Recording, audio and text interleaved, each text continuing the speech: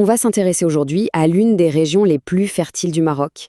Là-bas, il y a une organisation qui, depuis des décennies, travaille à cultiver bien plus que la terre. Elle cultive carrément l'avenir. Allez, on plonge ensemble au cœur de l'ORMVAT pour décrypter son rôle et sa vision. Une région à vocation agricole par excellence. Voilà, tout est dit, ou presque. Cette phrase, elle capture vraiment l'essence du Tadla, et ça va être notre point de départ. C'est une terre où l'agriculture, ce n'est pas juste un secteur économique, c'est une véritable identité. Alors, voilà le programme. On va commencer par la terre elle-même pour bien comprendre le contexte. Ensuite, on verra qui est l'organisation qui la façonne, ce qu'elle produit concrètement et surtout comment elle prépare la nouvelle génération à prendre la relève. Commençons par le commencement, le territoire. La zone d'action de l'ORMVAT, ce n'est pas rien, hein.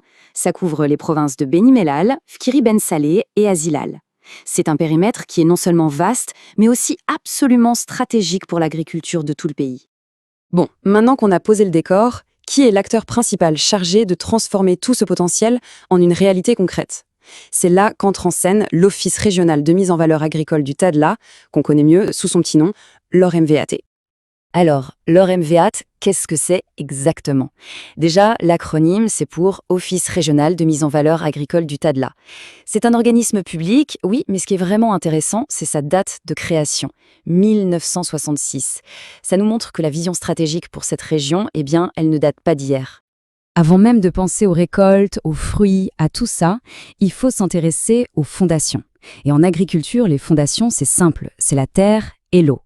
Ce sont les deux ressources les plus précieuses et c'est justement la mission de l'ORMVAT de les gérer au mieux. Et là, c'est passionnant de voir que leur travail va bien au-delà de la simple irrigation. Bien sûr, ils modernisent les réseaux, mais ils font aussi ce qu'on appelle la melkisation qui, pour faire simple, permet aux agriculteurs de devenir propriétaires de terres qui étaient collectives. Et le remembrement? Imaginez plein de petites parcelles éparpillées. Eh bien, ils les regroupent pour créer des champs plus grands, plus logiques, plus faciles à cultiver. C'est un énorme travail d'aménagement du territoire. Bon, on a vu les infrastructures. Passons maintenant aux fruits de ce travail. Concrètement, qu'est-ce qui sort de cette terre si bien préparée? Jetons un œil à deux des trésors de la région. D'abord, l'huile d'olive.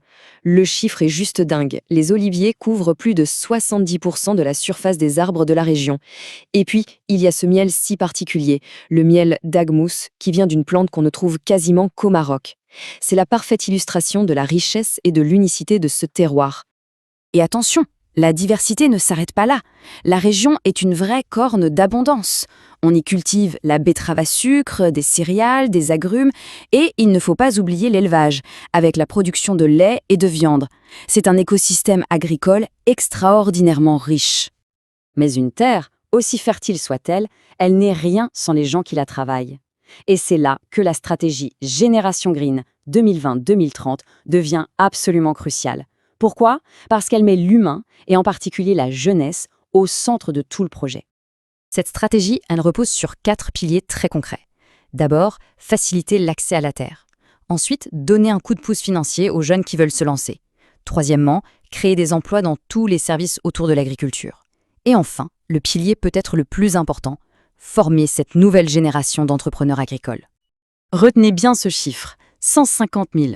C'est le nombre de jeunes qui vont être formés d'ici 2030. Ce n'est pas juste un nombre, c'est un investissement massif, colossal, dans le capital humain et donc dans l'avenir de toute une région.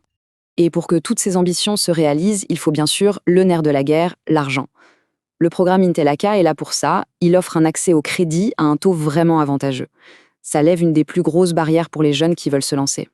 D'accord, mais alors concrètement, comment un agriculteur ou une agricultrice fait pour accéder à tout ça? C'est un peu la dernière pièce du puzzle, le système qui met en relation l'organisation et les gens sur le terrain. Et la solution est simple et terriblement efficace, le guichet unique. Fini de devoir frapper à 10 portes différentes. C'est un seul point d'entrée pour avoir toutes les infos et pour déposer les demandes d'aide. Ça change tout. Pour que ce soit encore plus clair, mettons-nous à la place de quelqu'un qui voudrait se lancer. Disons, dans un projet d'élevage. Quelles aides sont possibles? Eh bien, la réponse est super précise. Les aides peuvent couvrir l'achat de matériel, la construction de bâtiments, l'amélioration génétique du bétail, et ça va même jusqu'au soutien aux coopératives et à l'exportation. Ça montre bien à quel point le soutien est concret et pensé pour toute la chaîne de valeur. Pour conclure, ce qu'a bâti l'ORV Vaté, c'est un écosystème complet. De la gestion de l'eau à la formation des jeunes, tous les outils sont là. La vraie question, finalement, ce n'est plus de savoir si un avenir agricole est possible. La question, c'est, avec tout ça en main, que va bien pouvoir inventer et cultiver cette nouvelle génération ?